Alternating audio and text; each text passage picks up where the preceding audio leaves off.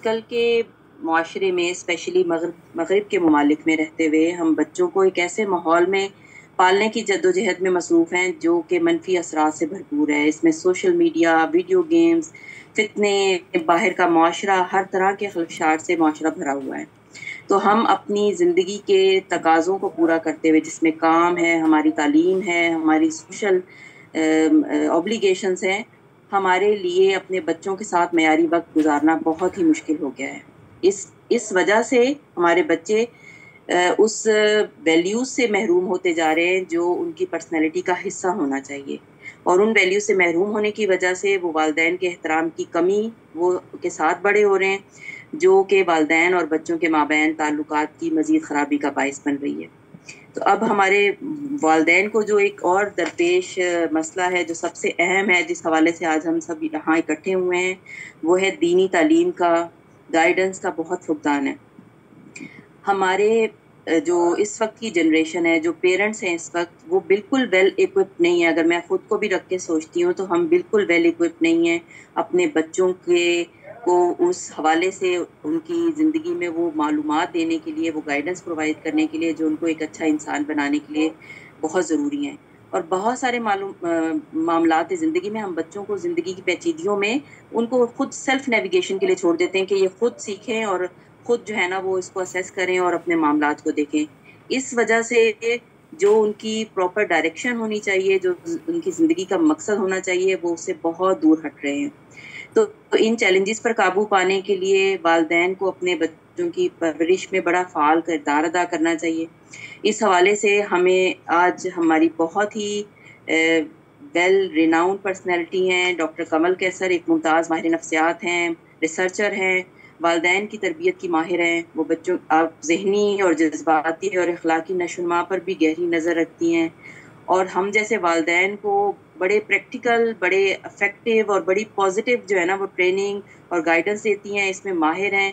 वो तकरीबन 25 साल से ज़्यादा अरसे से जो है ना वो अपनी इस काम को कर रही हैं, और बड़ा ही उनके लिए दुआएं दिल से निकलती हैं। मैं तो उनकी पर्सनली बहुत बड़ी फ़ैन हूँ, उनके प्रोग्राम्स को फॉलो करती हूँ, सीखने की कोशिश करती हूँ, और उनका अंदाज़ इस कदर सादा और दोस्ताना है कि इंसान उनके साथ बड़ा कनेक्टेड फील करता है।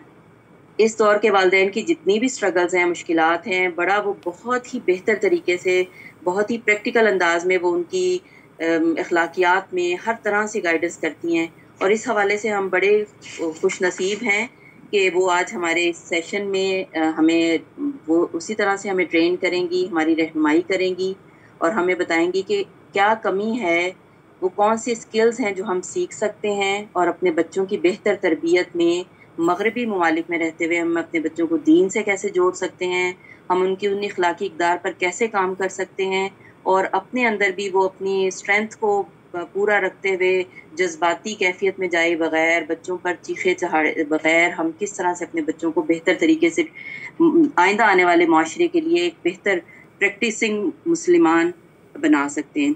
तो मैं सबसे पहले वेलकम करती हूँ। अस्सलाम वालेकुम डॉक्टर कमल कैसर साहिबा, आप इस वक्त हमारे साथ हैं, तो मैं आपको माइक हैंड ओवर करती हूँ।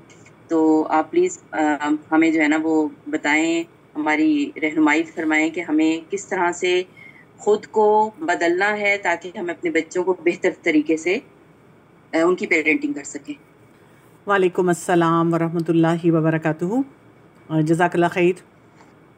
आपके इनवाइट का मैं दुआ के साथ आज का सेशन स्टार्ट करती हूँ। नहमदुहु व नुसल्ली अला रसूलिल करीम, अम्मा बाद, फ़अऊज़ु बिल्लाहि मिनश शैतानिर रजीम, बिस्मिल्लाहिर रहमानिर रहीम। रब्बि शरह ली सदरी व यस्सिर ली अमरी वहलुल उक़दतम मिन लिसानी यफ़क़हू क़ौली। अल्हम्दुलिल्लाह, being medical doctor, child specialist, और फिर इतने सालों में जो मेरे पास डिपार्टमेंट है अलहुदा में हमारे बच्चे के नाम से, तो पेरेंटिंग करते करते, सीखते सीखते, सिखाते सिखाते अल्लाह ताला ने तौफ़ीक दी कि बहुत सी माएँ, बहुत से वालिदैन को भी कुछ ना कुछ रहनुमाई दी। पिछले चंद सालों से जब भी मेरा इत्तफ़ाक हुआ कहीं पे भी बाहर जाने का, आउटसाइड पाकिस्तान, कभी कोई ऐसी कॉन्फ्रेंस हो या ऐसे कोई ओकेजन हो, तो मैंने ना बहुत डीपली ऑब्ज़र्व करने की कोशिश की कि जो लोग भी पाकिस्तान से बाहर रह रहे हैं वो अपने बच्चों की तरबियत में किन स्ट्रगल से गुज़र रहे हैं। इसमें ख़ास तौर पे जो वेस्टर्न कल्चर्स में वालिदैन हैं उनके क्या क्या चैलेंजेस हैं। और मैं आपको बताऊं कि पिछले 3 साल से मैंने कई बार सोचा कि मैं कुछ ऐसा कोर्स डिज़ाइन करूं उन वालिदैन के लिए जो वेस्टर्न कल्चर में रहते हैं कि वो अपने बच्चों के चैलेंजेस को किस तरह एड्रेस करें। लेकिन हमेशा ये होता था कि फिर कोई और ऐसी एक्टिविटी आ गई और डिमांड कभी नहीं कहीं से आई कि इस पे काम करें, तो फिर मैं चुप होकर अपने बाकी काम देख रही थी। तो जब आप लोगों की तरफ से ये टॉपिक के लिए रिक्वेस्ट आई तो मुझे बहुत एनर्जी फ़ील हुई कि इसके ऊपर डेफिनेटली बात करने की हमेशा से ज़रूरत थी और अब ज़्यादा बढ़ चुकी है। तो मैं थोड़ा सा जैसे कह सकते हैं स्टेप वाइज चलूँगी और कोशिश करूँगी कि आज आपको एक बेसिक फॉर्मेट दूँ, क्योंकि जितना बेसिक फॉर्मेट आपका स्ट्रॉन्ग होगा आप उतनी अच्छी तरह से इस बात को समझेंगे कि आपका वे फॉरवर्ड या पाथ टू सक्सेस क्या होना चाहिए, आप किस तरह अपने आप को इस मुश्किल से निकाल सकते हैं और अपने लिए क्या कोई एक स्ट्रक्चर्ड प्लान जो है वो बना सकते हैं। सबसे पहले हम देखते हैं कि जो हमारे बच्चे हैं जो इस वेस्टर्न कल्चर में मौजूद हैं, मुसलमान बच्चे हैं, इनको क्या क्या चैलेंजेस पेश आते हैं। हम अपने बच्चों को जब देखें तो सबसे पहले हमें इनके अंदर आइडेंटिटी कन्फ्यूजन नज़र आती है। यानी उनको ये नहीं समझ आ रही होती, जब वो घर जाते हैं तो वहाँ पर तो दीन की बात हो रही है, अल्लाह रसूल की बात हो रही है, और जैसे ही वो घर से बाहर निकलते हैं तो वहाँ पर उनको सेकुलर या लिबरल अप्रोच से कुछ ना कुछ बताया जाता है।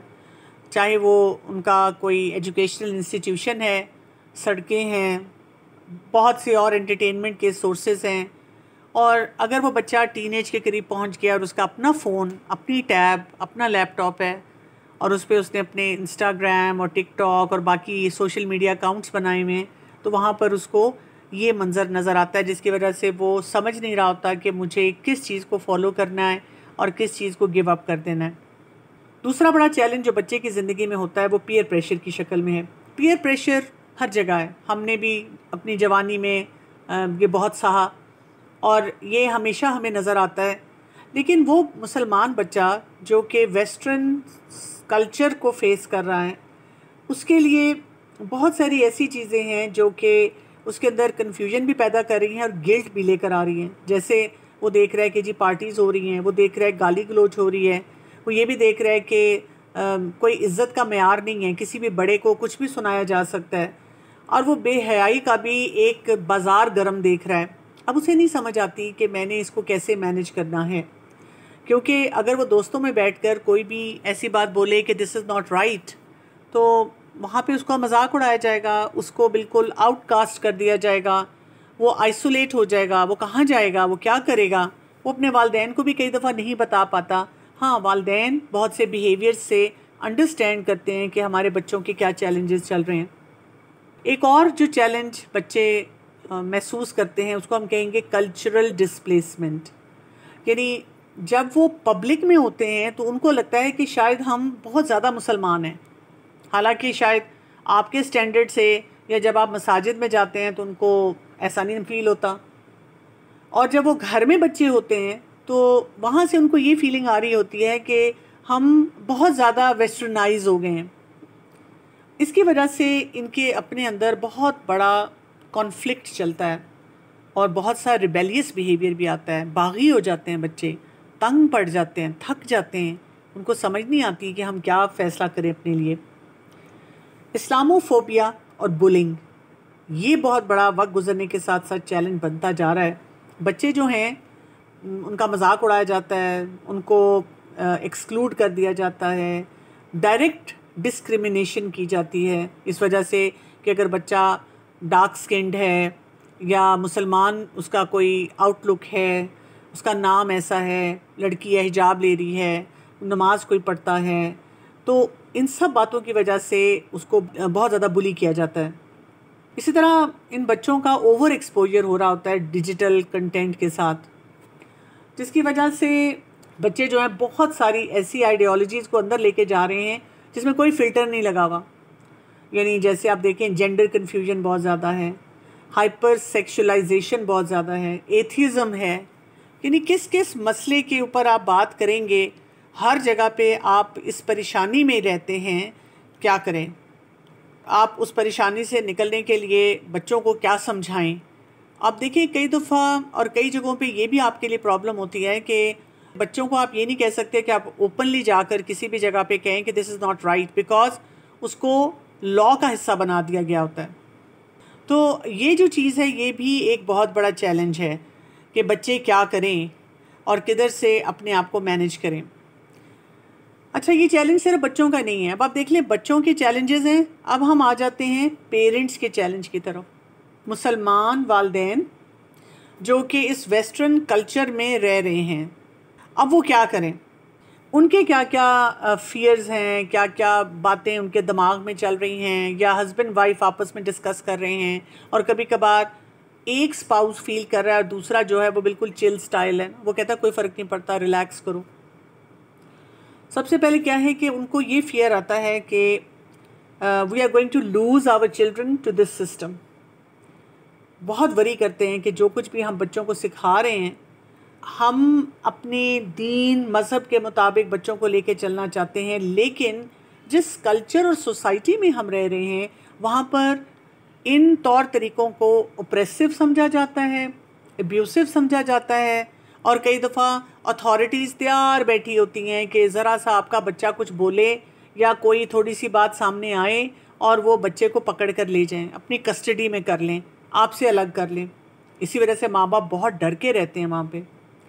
फिर आप देखें कि लॉ क्या कर रहा है, आपको जैसे चाइल्ड प्रोटेक्शन सर्विसेज का जो एक डर है माँ बाप के अंदर, उस वजह से वो अपने बच्चे को प्रॉपरली डिसिप्लिन नहीं कर पा रहे हैं, बच्चों के बिहेवियर्स को कंट्रोल नहीं कर पा रहे हैं। क्योंकि देखिए वो आए हैं ईस्टर्न कल्चर से, जहाँ पे ज़रा बच्चा ऊंची आवाज़ में बोले तो अम्मा अब्बा उससे और ज़्यादा ऊंची आवाज़ में बोलेंगे और उसको घूर के देखेंगे और उसको कहेंगे आंखें नीची करो, और वो बच्चा सॉरी बोलेगा। अगर सॉरी नहीं बोलेगा तो एक जूता आएगा, और घर वाले कहेंगे एक लाइए 10 ला, और उसको सीधा करके रख।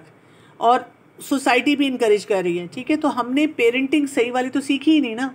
हमने तो ये सीखा कि बच्चे को सप्रेस करके और उसके सख्ती के साथ रवैये रख के उससे सारे काम करवाओ। अब आप उठकर उस सोसाइटी में चले गए हैं जहाँ पर बच्चे को तो उंगली भी नहीं लगा सकते, और ये आपके लिए एक बहुत बड़ा चैलेंज बना हुआ है कि आप कैसे अब इस सारे मसले को देखें कि बच्चों को आपने डिसिप्लिन भी करना है, बच्चों को मैनेज भी करना है, उनकी तरबियत करनी है आपने, लेकिन कैसे करें, क्योंकि वो आपके अपने दिमाग में इतना बड़ा कॉन्फ्लिक्ट चल रहा है। इसके साथ साथ जो इमिग्रेंट पेरेंट्स हैं उनकी एक बहुत बड़ी स्ट्रगल है कम्युनिकेशन गैप की। यानी एक तो जनरेशन गैप है ना, वो हर जगह नज़र आ रहा है, लेकिन जो वालिदैन माइग्रेट करके गए हैं अब वो स्ट्रगल कर रहे हैं लैंग्वेज के साथ, स्ट्रगल कर रहे हैं कल्चर के साथ, और इसके साथ साथ जनरेशनल डिफरेंसेस भी आ रहे हैं, जिसकी वजह से उनकी जो इमोशनल बॉन्डिंग है अपने बच्चों के साथ वो काफ़ी कमज़ोर है। फिर हम ये भी देख रहे हैं कि सोशल आइसोलेशन बहुत जगहों पे नज़र आती है।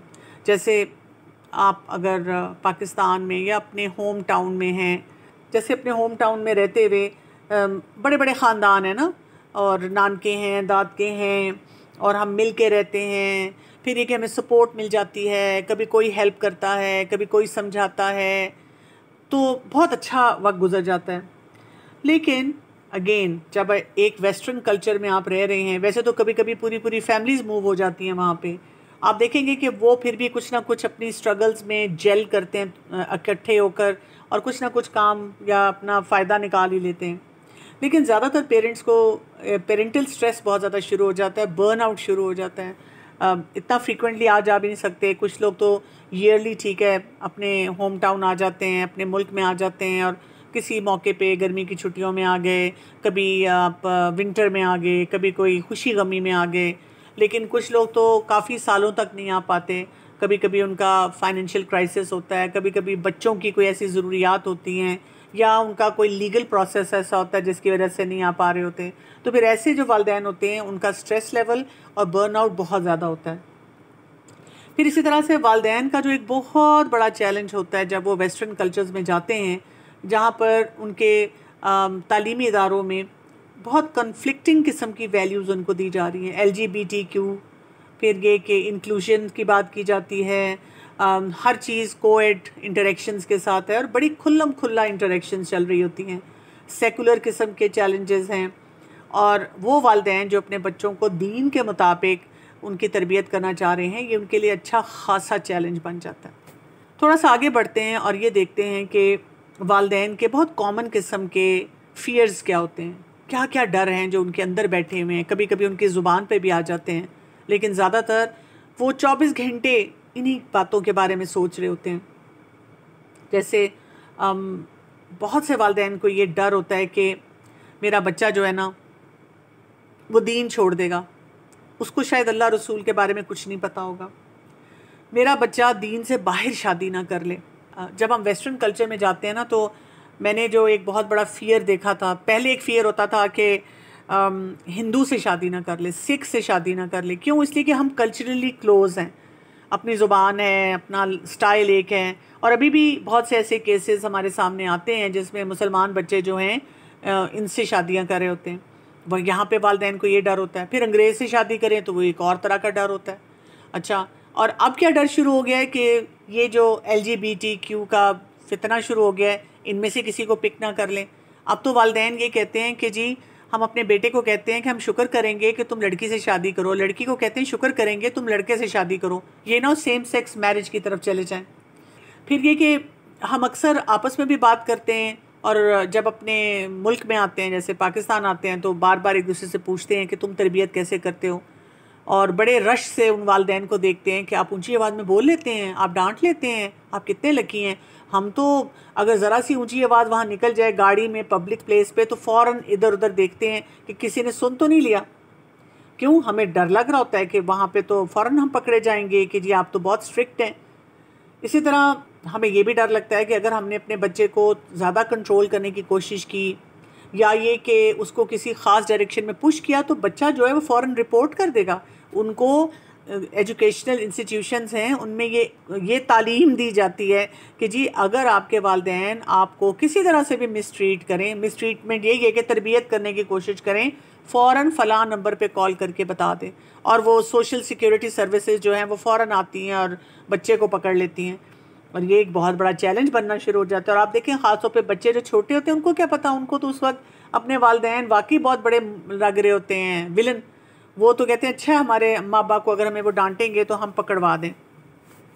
और अब मैंने कुछ अरसे में ये देखा है, और बहुत से लोगों से जब मेरी बातचीत होती है तो मैंने ये भी महसूस किया है कि अब कैटेगोरिकली ये बात बताई जाती है। जैसे यूके से मुझे किसी ने बताया था कि जब हमारे बच्चे, हम पाकिस्तान आते हैं कोई ट्रिप पे, तो उनको अलग से एक मैसेज आता है कि अगर तुम्हें कोई फोर्स्ड मैरिज की तरफ लेकर गए या कुछ और ऐसा काम किया तो तुम लोग फ़ौरन बताना, हम वहाँ की जो एम्बेसी है उसके थ्रू तुम्हें अप्रोच करेंगे। या उनको एम्बेसी का नंबर दिया जाता है कि कोई भी मसला हो तो तुमने फ़ौरन एम्बेसी में रिपोर्ट कर देना है। इसी तरह से हमें ये भी मसला नज़र आता है कि हमें अपना आप बहुत बैकवर्ड लगना शुरू हो जाता है। हमें ये नहीं समझ आ रही होती कि कहाँ पर हमने उस सोसाइटी के मुताबिक चलना है और कहाँ पर हमने अपने आप को थोड़ा सा पीछे होल्ड करके रखना है। तो हमारी ना एक अजीब किस्म की कैफियत और जंग होती है, बहुत ही मिजरी है जो कि वालिदैन इस सिचुएशन में फ़ेस करना शुरू कर देते हैं। थोड़ा सा और आगे बढ़ते हैं और ये देखते हैं कि जो वहाँ पे लॉज और पॉलिसीज़ हैं उनका क्या इम्पैक्ट हम पे होता है। अब बहुत से मुल्कों की मतलब थोड़ी थोड़ी फ़र्क भी हो जाती हैं, लेकिन जनरली हमें क्या तस्वीर नज़र आ रही है। वेस्टर्न लॉज जो हैं वो क्या कर रहे हैं, वो बच्चों की ऑटोनॉमी को प्रायोरिटाइज़ कर रहे हैं। क्या मतलब है इसका? वो ये कहते हैं कि जी बच्चा जो है उसकी अपनी ज़िंदगी है, अगर बच्चा कुछ भी करता है, वालिदैन ने उसके बारे में कोई भी इंफॉर्मेशन देनी है, लेनी है, तो वो बच्चे से कंसेंट लें। बच्चे से जाकर पहले एक फॉर्म फिल करवाएं कि बेटा वो बच्चा बोलेगा कि मैं इजाज़त देता हूँ कि मेरे वालिदैन मेरे स्कूल में, मेरे इदारे में आकर, या इवन एक मदर ने मुझसे डिस्कस किया कि मेरा बच्चा बीमार हो गया, वो हॉस्पिटल में दाखिल है, और जब मैंने वहाँ काउंटर पे जाके पूछा तो उन्होंने कहा जब तक आपका बच्चा हमें अलाउ नहीं करेगा हम आपको डायग्नोसिस नहीं दे सकते। आप अपने बच्चे से मिल लें, लेकिन हम ये नहीं बताएंगे कि उसको क्या बीमारी है। ये होता है कि आप उस बच्चे को आपने ऐसी सीक्रेट लाइफ दे दी कि वालिदैन का अमल दखल नहीं। हालांकि आप देखिए ट्रेजिडी क्या है, ट्रेजिडी ये है कि वालिदैन पे कर रहे हैं, वालिदैन सारी टेक केयर कर रहे हैं, लेकिन उनको इजाज़त नहीं है कि वो बच्चे की ज़िंदगी में मुदाखलत कर सकें। जबकि हमारा दीन हमें क्या सिखाता है कि आप बूढ़े भी हो गए हैं ना, तो अम्मा अब्बा के आगे जी हजूरी है, आप उनके आगे झुके रहेंगे, आप उनके आगे उफ भी नहीं करेंगे, आप उनका ख्याल रखेंगे, आप उनको तमाम बातें अपनी बताएंगे। आप किसी मुश्किल में हैं तो अपने वालिदैन को बताएंगे, क्योंकि वालिदैन आपके लिए परेशान होते हैं, आपके लिए वो दुआ करेंगे, उनकी दुआएं कबूल होती हैं। और भी बहुत सारे फ़ायदे हैं, और बहुत सारा जो सिस्टम हमारा है वो हमें एक वैल्यू बेस्ड एक डायरेक्शन में लेके जाता है, जिसमें ताबेदारी है, ओबीडियंस है, डिसिप्लिन है वालिदैन के सामने।